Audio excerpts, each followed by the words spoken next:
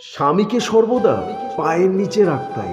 এই যুগে তো নারীরাই সব, পুরুষদের প্রয়োজন কিসে? এমন মনোভাব আমার ছোটবেলা থেকেই ছিল। বিয়ের পর বিষয়টা বাস্তব জীবনে উপলব্ধি করার চেষ্টা করলাম। স্বামীকে সবসময় নিজের কথায় নাচাতাম।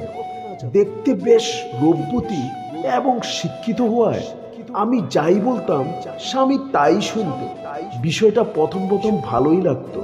স্বামীকে বরাবর অবহেলা করতাম, তার সাথে চাকরের মতো ব্যবহার করতাম। ফলস্বরূপে নিজেকেই অনেক সম্মানিত এবং বড় কিছু মনে হলেও মনের দিক থেকে শান্তিটা যেন অনেক দূরে হারিয়ে গেল। পরিবারের লোকজনও আড়ালে আবডালে আমায় নিয়ে সমালোচনা করতে শুরু করলো। এলাকার লোকজনও বাজে দৃষ্টিতে আমায় দেখত। নিজেকে কেমন যেন রোবটিক মনে হতো।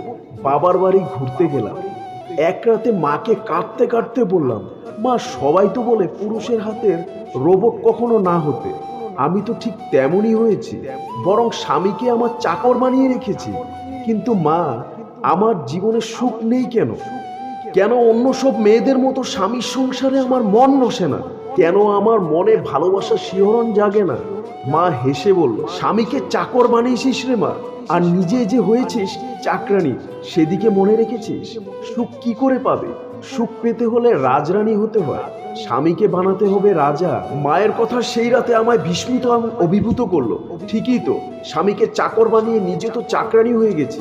এরপর থেকে স্বামীকে স্বামীর মর্যাদা দিতে শুরু করলাম। স্বামীর সব কথা শুনি, ওনার ইচ্ছের দাম দিই, নিজেকে পরিপাটি হিসাবে ওনার সামনে উপস্থাপন করি। এখন গর্ব করে বলতে পারি, আমার মতো সুখী মেয়ে খুব কমজনই আছে। স্বামীকে রাজা বানিয়েছি, নিজে হয়েছি রাজরানী। জীবনের আসল সুখ তো এখানেই নিহত।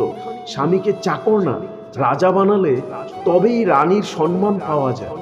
তাই এমন নিত্য নতুন ভিডিও পেতে চাইলে পেজটি ফলো অ্যান্ড সাবস্ক্রাইব করে পাশে থাকুন। সুস্থ থাকুন, ভালো থাকুন।